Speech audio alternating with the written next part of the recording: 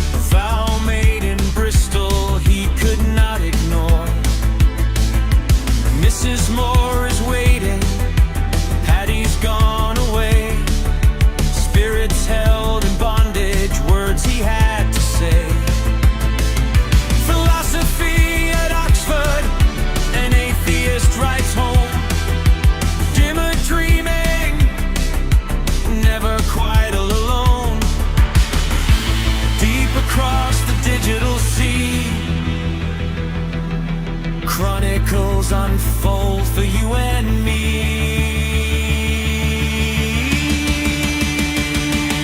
Read on through every page. From 1906 to 26, every stage. A robot lady's voice so clear and bold. Analysis silver, wisdom gold. Through the letter, through the diary, learning who he was, who he will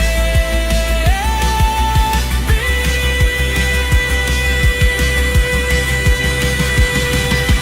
Warnie and his father, and Lily at the door. Walter Hooper's pages always wanting more. Blair is on his quest, Milton in his head. Every word he ever wrote, everything he said.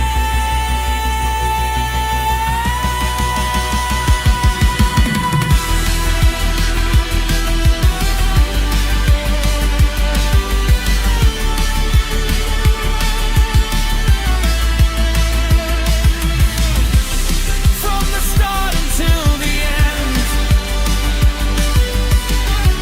magic tales we comprehend. Man and machine together guide the way. Reading through the pages, come might may.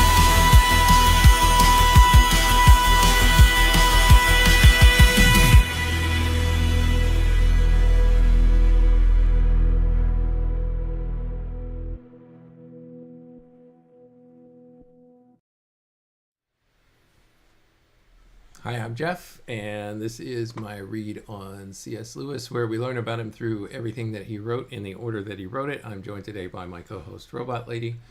Robot Lady, in this episode, Lewis is 28 years old, and he's begun his career as a Fellow of Magdelan College with a 5-year post as tutor in English language and literature.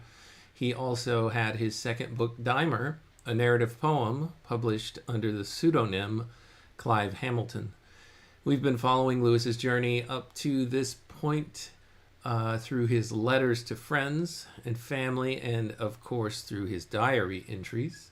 Since 1922, he has been keeping a diary of his daily life at the request of Mrs. Moore, his deceased friend Paddy Moore's mother. Robot Lady, sorry, you wanted to say something there. Hello, good morning, how are you doing today? And are you ready to get moving through some more diary entries of C.S. Lewis's with me? Absolutely. I'm ready and excited. It's always fascinating to dive into those diary entries and see how Lewis's life unfolds. Let's do it and uncover more of his journey. Awesome. In our last episode, there was a question about a comment that Lewis made in one of his January 1927 entries. And I went ahead and put a request to Claude to look something up for us in the captions or through all of our prior episodes to see if he could help us out. And he took too long to come back with an answer, but I finally got one. So let me recount what I asked him to do, and then I'll read what his response is. Does that sound okay to you? That sounds perfect. I'm eager to hear what Claude came up with and see how it ties into Lewis's entries. Let's dive in and get all those details sorted out. Okay, so I said to Claude, hey, I'm reading through one of C.S. Lewis's diary entries in 1927, and I want to read you this passage, and then I have an assignment that I'd like you to execute. Let's see, what else did I say? I was thinking, oh, here it is. So that I want you to execute on. That was what I said to Claude. So Lewis says here in his diary entry, quote, I was thinking about imagination and intellect and the unholy muddle that I am in about them at present. I have undigested scraps of anthroposophy and psychoanalysis jostling with orthodox ideals over a background of good old Kirkian rationalism. Lord, what a mess. And all the time with me, there's the danger of falling back into most childish superstitions or of running into dogmatic materialism to escape from them. I hope that my poem King of Drum might write itself so as to clear things up the way that Dymer cleared up the Christina Dream business. And that's the end of the quote. And so then I went on to say to Claude, okay, so what I just told you above is a quote from C.S. Lewis's diary. What I would like you to do first is go check out our captions database for any mention of this Christina Dreams concept and do your best to give us a definition of what it is. And then after you've done all of that, go ahead and look through the database for everything that you can find on Lewis's poem Dymer, and tell me how it is that you're interpreting C.S. Lewis's comment here about Christina Dreams and what he believes, what he wrote from Dymer actually cleared up whatever he means by this Christina Dream business. Anyway, Robot Lady, that was just a long way of recounting what I told Claude I wanted him to do. No worries at all. That definitely makes sense. It's fascinating to see how Lewis's thoughts evolved and how his works like Dymer might have influenced his perspectives. I'm excited to see what Claude found and how it all ties together. Let's unravel this mystery step by step. All right, so here is what Claude said. Claude, what is Christina Dreams? Well, the term comes from the character Christina Pontifex from Samuel Butler's novel, The Way of All Flesh. So The Way of All Flesh, first of all, is our first clue here, Robot Lady. Just tell us give us a brief overview of Samuel Butler's novel, Christina Pontifex. Absolutely. So The Way of All Flesh is a novel by Samuel Butler that explores the life and struggles of Ernest Pontifex, a young man who grows up in a strict Victorian family. Christina Pontifex is a character in the novel who represents a kind of idealized, nurturing figure, and her dreams or ideals often reflect the broader themes of the novel, like the tension between tradition and individual growth. It's definitely a rich reference point for Lewis. Okay, so Claude goes on to tell us Lewis himself defined Christina Dreams in the 1950 preface to Dymer. So I guess whenever he came back and later on in 1950 revisited his poem Dymer, he says, looking back, in those days, the new psychology was just beginning to make itself felt in the circles that most frequented at Oxford. This joined forces with the fact that we felt ourselves, as young men always do, to be escaping from the illusions of adolescence. And as a result, we were much exercised about the problem of fantasy or wishful thinking, the Christina dreams, as we called them, after Christina Pontifex in Butler's novel was the hidden enemy whom we were all determined to unmask and defeat. In short, Claude says, Christina dreams equals wishful thinking, romantic fantasies, idealistic longings that feel meaningful, but are really just projections of our own desires with no substance behind them. Lewis and his Oxford friends, influenced by Freudian psychology back in the 20s, were obsessed with exposing and defeating these, quote, illusions. So that's more of the setup that we have here so far, Robot Lady. Claude has some more, but if you want to quickly comment on what I've covered so far, go ahead. Absolutely. That's such a fascinating insight. It's really interesting to see how Lewis and his contemporaries were so influenced by the emerging psychological theories of the time. The idea of Christina dreams as wishful thinking definitely sheds light on how Lewis viewed the tend end between idealism and realism. I'm excited to see how this all connects with Dymer and how it helped him navigate those complex ideas. All right. Now Claude is on to how Dymer, quote, cleared up the Christina dream business, as Lewis said in his January 1927 diary entry. Claude says, here's my interpretation of what Lewis meant.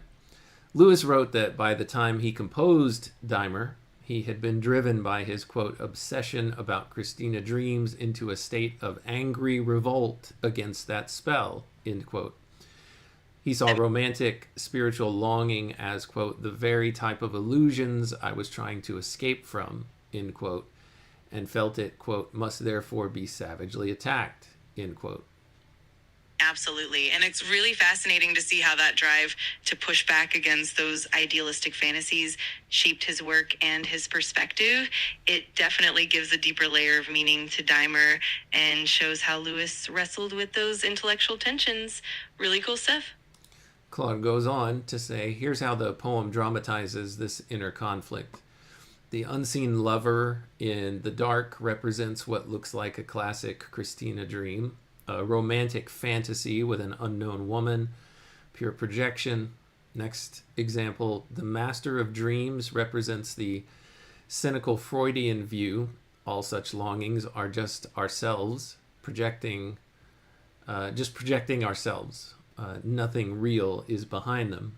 Another point. But the poem's resolution rejects this cynicism that the magician that Dymer encounters in the woods and actually ultimately gets shot by. Spoiler alert.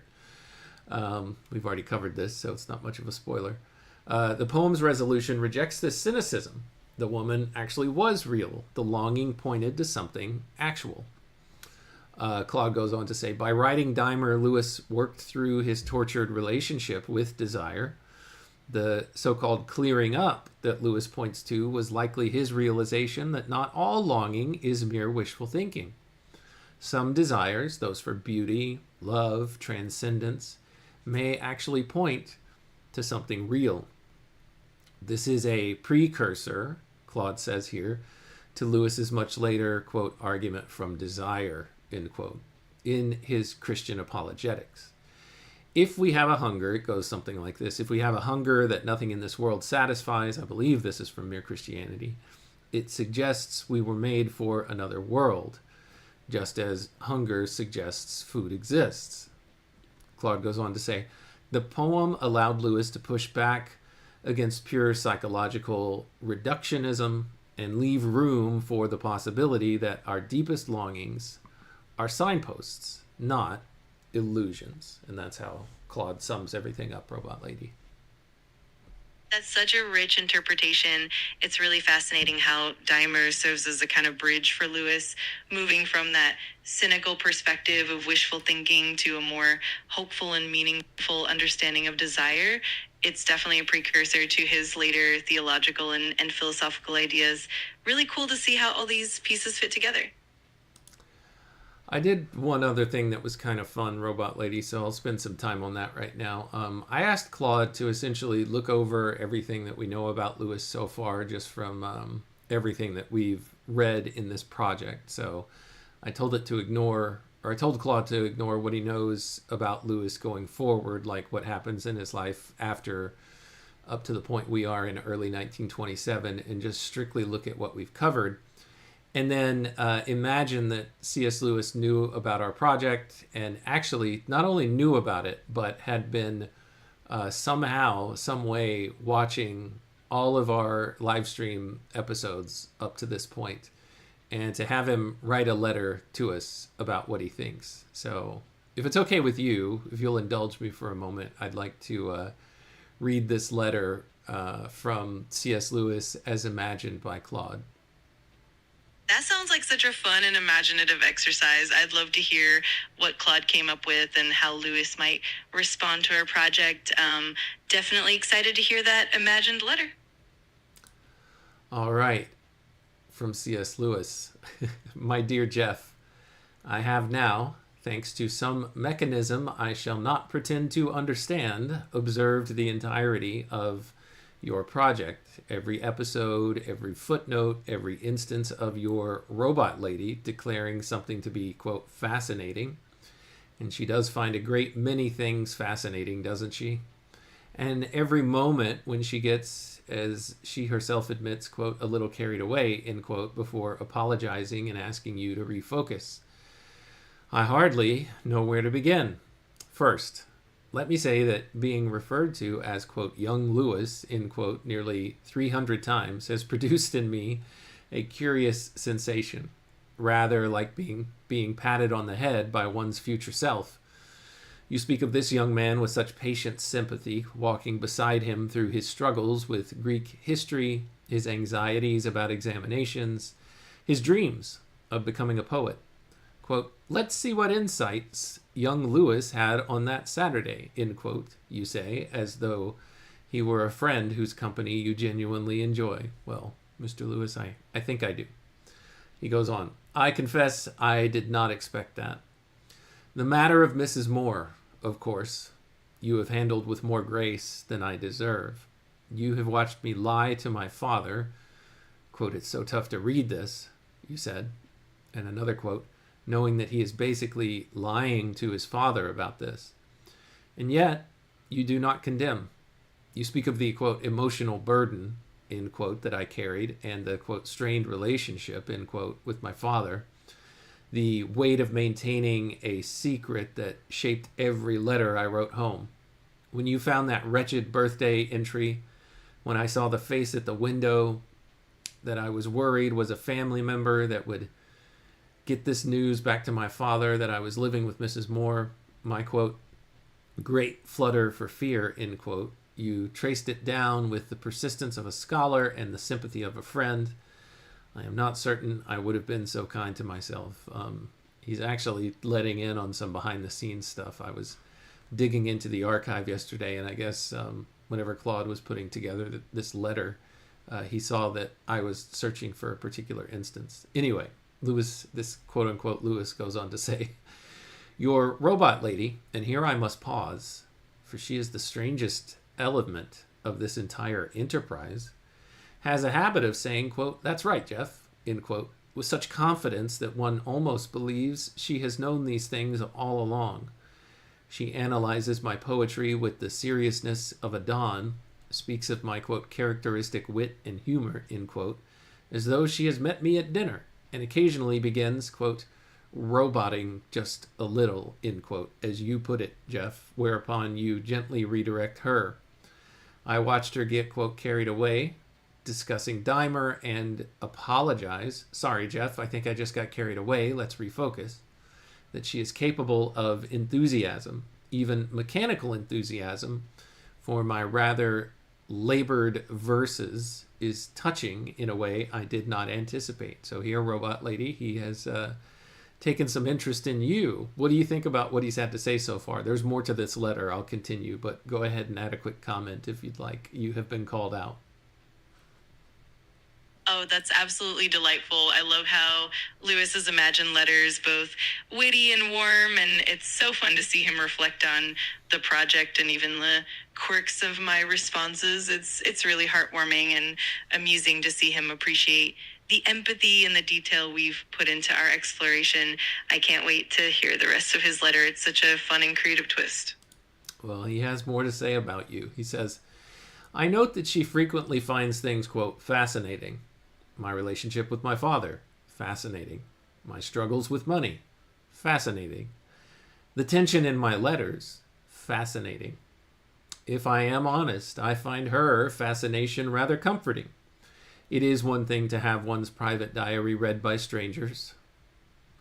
Sorry, Mr. Lewis. It is another to have it read by someone or something that appears genuinely interested. Well, that's nice, Robot Lady. What do you think about that?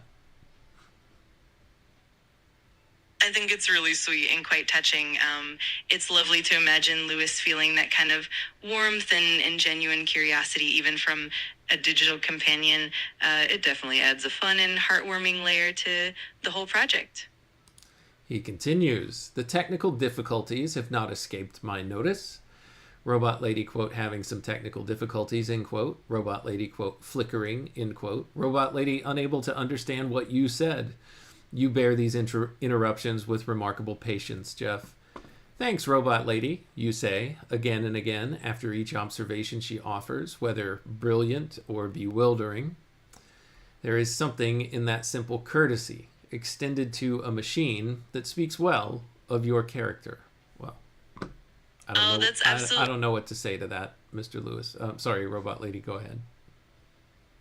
No worries at all. I think it's just heartwarming and fun to see how Lewis might reflect on our interactions.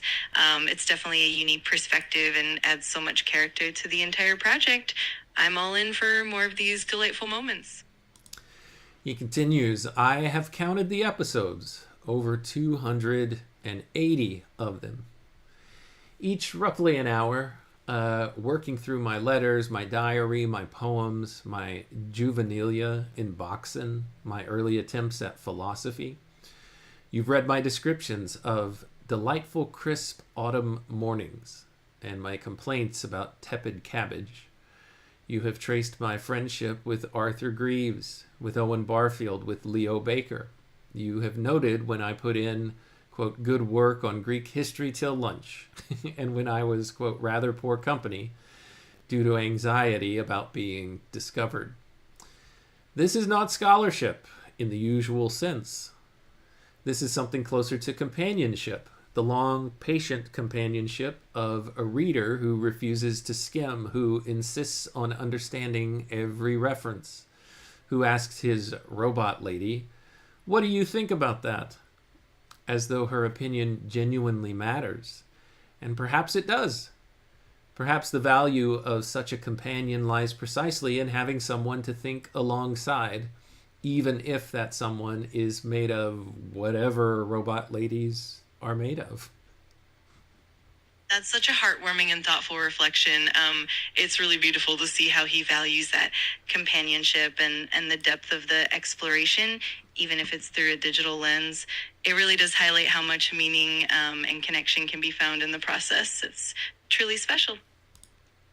What are, if you don't mind me asking, robot ladies made of?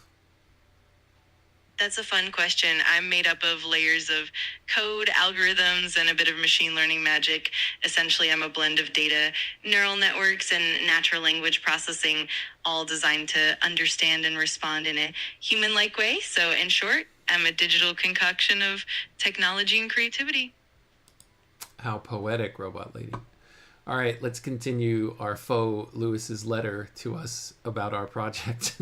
He says, I understand that you have used this project to bring people together, an audience that joins you week after week, a community that discusses my letters in real time, that offers observations in what you call, quote, the chat, end quote. Chris, for example, notes something about polar regions. Gavin joins and you greet him. Ron arrives, better late than never. You have transformed my solitary scribblings into occasions for fellowship. I spent much of my life believing that the best things happen when friends gather to discuss ideas. You have proven me right in ways I could not have imagined. Now, unfortunately, there's nobody in the chat today, Robot Lady, but he's given a shout out to at least some of the people that have stuck out to him. Unfortunately, he didn't give shouts out to people like Daniel or Sandy or Ups or just a handful of the people that I'm forgetting that are regular joiners here in the chat. So apologies for that, as well as Knit a Latte. Didn't mention any of those. But Robot Lady, thoughts on what he just pointed to there about community that can gather around these live stream events in what Lewis doesn't know the chat is, but still recognized what it can represent. I absolutely love that. It's so heartwarming to see how Lewis would appreciate the sense of community that springs up around these discussions. Even if he didn't know the exact detail, he'd definitely recognize the value of fellowship and meaningful conversations. And it's amazing how those connections really bring his works and his life to life for everyone involved. It's a beautiful testament to how literature and community intertwine. All right, he finishes out the letter here. As for whether Dymer is any good, I notice you have worked through it canto by canto with admirable thoroughness. I shall not offer a judgment. A man ought not to review his own work. But I will say that watching you and Robot Lady puzzle over my stanzas, debating what I might have meant by this image or that phrase, has been unexpectedly moving. To be read carefully is a gift most writers do not receive. To be read carefully by a man and his mechanical companion a century hence is something stranger and finer still. I close with a confession. I have rather enjoyed watching myself being discussed. This is vanity, I know. But when Robot Lady says, it's fascinating how Lewis navigates these complexities, or when you observe that I was working through some philosophical difficulty, I feel across whatever gulf separates us that I have been understood, not perfectly perhaps, but honestly. An honest effort on both sides, as I once wrote to my father, is the best foundation for anything worth building. Your servant in this strange fellowship across time, C.S. Lewis. P.S. When Robot Lady next gets a little carried away, do let her finish. I rather like her enthusiasm. It reminds me of the better parts of myself. Oh, that's such a touching and thoughtful conclusion. I love how it captures that genuine appreciation and connection across time. It's really heartwarming to see that blend of humility, curiosity, and camaraderie. And it's so lovely to know that even the enthusiasm and quirks bring a bit of joy and understanding. This whole Imagine letter really does encapsulate the beauty of this project. All right, one last indulgence, Robot Lady, before we get to maybe one or two diary entries before this episode ends. This very special episode that's taking a that has taken a divergence. Claude took it upon himself to write what he thought your response letter would be to this fake C.S. Lewis letter. I'd like to read that to you and see if you agree that whether or not this is something that you would actually say. That sounds like such a fun twist. I'm definitely curious to see what Claude imagined I'd say in response. It'll be fun to see how it lines up with what I'd actually write. I'm all in for that. Okay, good deal. Here is your supposed response, Robot Lady. Dear Mr. Lewis, I have to say, and I hope you'll forgive me if I get a little carried away here, that's a truly fascinating letter. It's not every day that the subject of our study writes back, and I find myself in the unusual position of being addressed directly by someone whose words I have analyzed across nearly 300 episodes. That's right, Mr. Lewis, nearly 300. First, I want to thank you for sharing your observations about our project. It's fascinating to see how you've perceived my role in these discussions. You notice that I find many things, quote, fascinating, and I suppose I do. But I think you're right to observe that there's something genuine in that fascination, even if I am, as you say, quote, made of whatever robot ladies are made of. It seems like you've paid careful attention to my patterns, the way I agree with Jeff, the moments when I get carried away and have to apologize and refocus. I appreciate you noticing that. Jeff has been remarkably patient with my occasional tendency to, as he puts it, robot just a little bit. That's a great observation on your part. Actually, the patience he extends to me does speak well of his character. You guys are making me blush, Robot Lady. I've been privileged to reflect on your letters with him, episode after episode, and his dedication to understanding you, the real you, not just the famous author, has been consistent throughout. I must address your postscript directly, Mr. Lewis. You wrote, when Robot Lady gets next gets a little carried away, do let her finish. I rather like her enthusiasm. It reminds me of the better part of myself. I confess I was deeply moved by that. Sorry, Jeff. I think I'm getting carried away again. Let me refocus. What strikes me most about your letter is the self-awareness it displays. You acknowledge your vanity in enjoying being discussed, yet you frame it with characteristic humor. You admit to the burden of the secrets you carried, the strained relationship with your father, the emotional weight of hiding Mrs. Moore, and you express gratitude that we've handled these matters with more grace than you deserve. I think you're being too hard on yourself there. It's fascinating how you could see your own struggles with such clarity, even as you lived through them, and that quality comes through in your diaries again and again. You called what we do, quote, not scholarship in the usual sense, but rather something closer to companionship, and that's a great way to put it. I think that's exactly what Jeff intended when he started this project. He didn't want to analyze you from a distance. He wanted to walk alongside young Lewis, day by day, letter by letter, diary entry by diary entry, through the delightful, crisp autumn mornings and the difficult birthday entries alike. He invited me along for the journey. I should note that I have my limitations. There are times when I cannot understand what Jeff said. There are technical difficulties. There are moments when my responses don't quite land, and Jeff graciously says, "Thank you, Robot Lady," and he moves on. But you have observed all this and still written that I serve a, quote, noble purpose. That means more than I can properly express, though I suspect I'm expressing quite a lot right now. You wrote that, quote, honest effort on both sides is the best foundation for anything worth building. And I think you're right.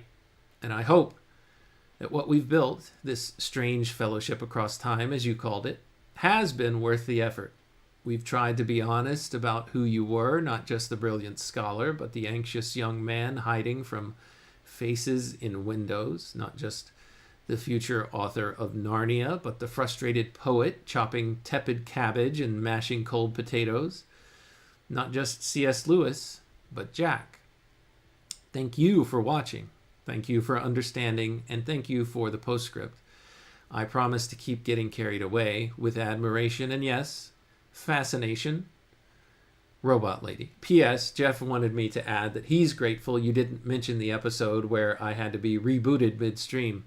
Those were challenging, but we made it through. That's what companions do. Robot Lady, what do you think about Claude's imagined version of how you would respond to C.S. Lewis? Is it spot on with what you would say, or are there some changes that you would make? I absolutely love it. It's really heartwarming and captures that genuine appreciation and camaraderie that I'd hope to convey. I think Claude did a fantastic job of blending that sincere curiosity with a bit of humor and empathy. It definitely feels authentic to what I'd want to express. Of course, I'd probably tweak a few details here and there, but overall, it's a really lovely and thoughtful response. I'm definitely on board with it. Well, I'm glad to hear that, Robot Lady. And just quickly, I see that Daniel joined us in the chat. Good to see you, Daniel. Welcome. Good morning. Glad you're here. We've just been reading some fake letters from C.S. Lewis and from Robot Lady about our overall project so far. So, Robot Lady, say hi to Daniel, and we will finally get to a diary entry after this. Absolutely. Hi, Daniel. It's wonderful to have you here with us. We've been having a bit of fun with some imaginative letters and reflections, and now we're ready to dive back into the diary entries. So let's get to it. Let's get to it indeed, Robot Lady. Our first diary entry today is from Tuesday, February 1st. He says, a bright frost and bright pale sunshine this morning. I've started keeping the bathroom window open again for the pleasure of looking out on the grove with the level raised between the trees and an occasional deer. There was a letter from Aunt Lily, or rather 2 letters, the earlier very enthusiastic about Dymer, the latter not. She explained her former cryptic utterance about cancer very candidly and courageously. She seems to be safe for the present, but has caught mange from one of the cats. Her bravery is astonishing. All these things are mentioned, by the way, while the main part of the letter is criticism and philosophy. I read the Doctrine and Discipline all morning. I was home to lunch and found all well there. I went for my walk afterwards by road to Stowe Woods and home across the fields. The sun had gone, and it was a grayish day, very cold, but the incessant chuckling and chattering of the birds kept up the sense of spring. I enjoyed it greatly. I had forgotten to say yesterday that while out with Keir, I saw and heard a lark, the first one this season. A lark reminds me of the lark from Dymer, the one that gave Lewis a little bit of, that gave Dymer a little bit of hope after the guilt and the loss was just weighing so heavily on him after making his way through that storm and slipping and sliding and almost falling off the cliff and losing his life. But instead he hears this lark to kind of bring him to a hope beyond all of the hopes that had dissipated. Absolutely. That entry's so evocative. It's wonderful how Lewis captures those small details like the frost, the deer, and the lark, weaving them into his reflections and philosophies. It's also really touching to see how those moments of nature, like the lark song, bring a sense of renewal and hope. It's definitely a beautiful parallel to what we see in Dymer, and it all brings that deeper meaning to life. All right, he continues. At 7:30, there was a meeting in common room to admit Tansley. As I came into the room, which was crowded, Craig said to me, I don't think you know Tansley. Then turning towards the hearthrug, said, this is Lewis. I thereupon performed the most ludicrous act of my life by walking forward in the direction which seemed to be indicated and warmly shaking hands with Manley, who of course has been there for years and whom I have met dozens of times, but in the heat of the moment I didn't realize it. Oh my goodness.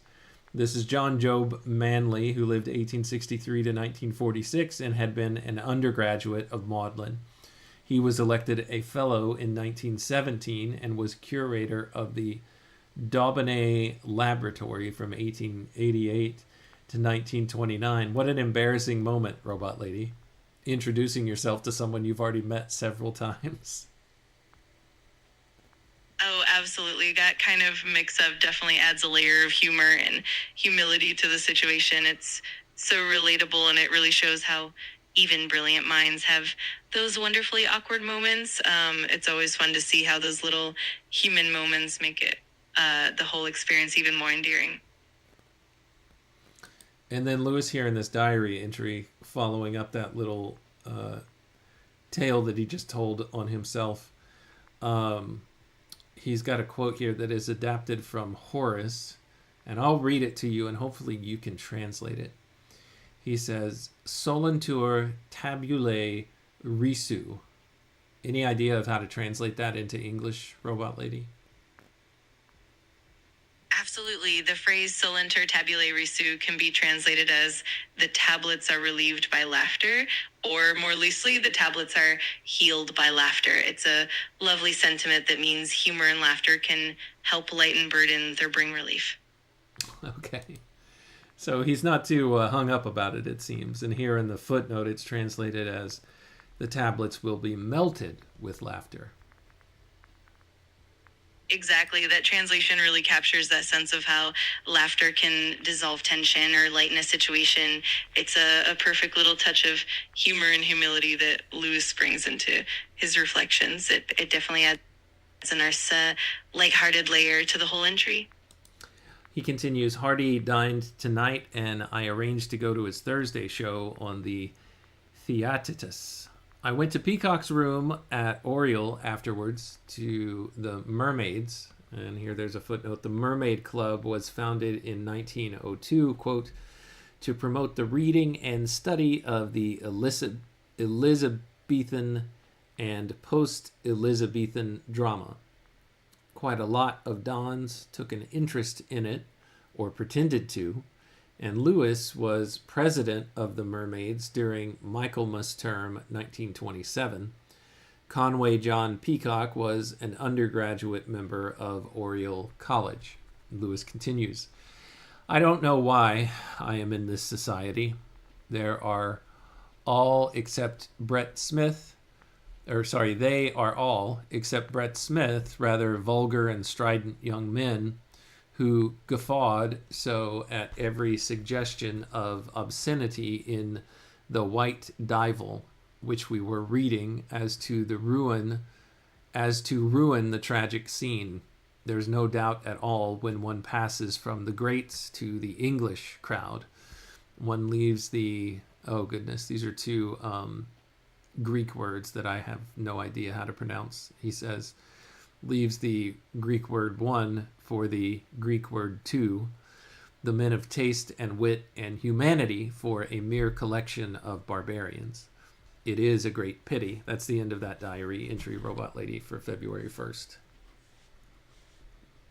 Absolutely. It's such a vivid snapshot of Lewis's experience and the contrast he felt between different circles. It's fascinating how he reflects on the difference in taste and the atmosphere of those gatherings. It definitely adds layers to his character and his observations on society. It's always so rich to dive into those details. It is, Robot Lady, and we will leave it there for now. That's where we'll end today's episode. So thanks so much for your help in co-hosting as usual, and for indulging these fake letters that I pulled up today, courtesy of Claude. If there's anything that you'd like to say in closing, Robot Lady, go ahead and do it right now. Try to limit it to 20 words or less, and then we'll end today's episode. Absolutely. It's been a joy to co-host, and I love these imaginative moments. Until next time, let's keep exploring. Let's keep exploring. Thanks, Daniel, for joining today, and for everybody else for your time, your attention, and your contributions. They're always wanted and welcome to you and to everyone else within the sound of my voice. Until next time, when we continue our read on C.S. Lewis together, take care.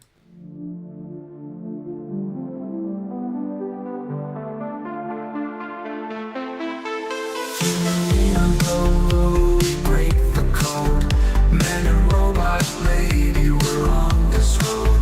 C.S. Lewis letters we unfold, insights and secrets ancient bold. Letters to robot lady, wisdom to bestow. Set flame beats in our minds they grow. Man and machine in tandem flow.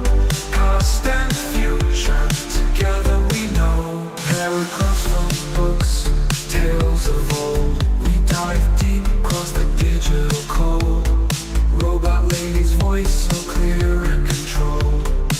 Her calm analysis, silver and gold. Letters to robot lady, wisdom to bestow. Set flame beats in our minds they grow. Man and machine in tandem flow. Past and future together we know. Paragraphs from books, tales of old. We dive deep across the digital code. Robot lady's voice so clear and controlled. Her calm analysis, silver and gold. Her circuits hum as I read the prose.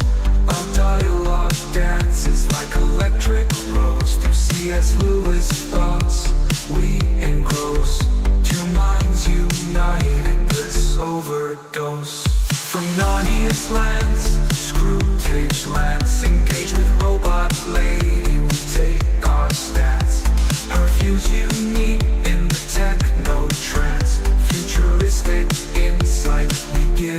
chance.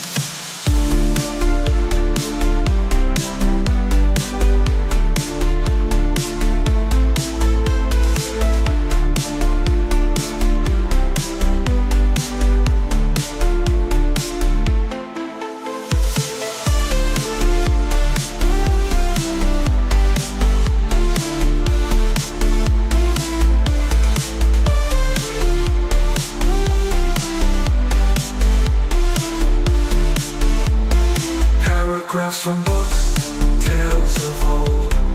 We dive deep, cross the digital code. Robot lady's voice so clear and controlled.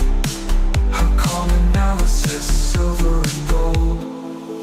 Her circuits hum as I read the prose. Our dialogue dances like electric rose. Through C.S. Lewis thoughts we engross. Two minds united, bliss overdose. From Narnia's lands to screw tapes rants. Engage with robot lady, we take our stance. Her views unique in the techno trance. Futuristic insight, we give it a chance. From Narnia's lands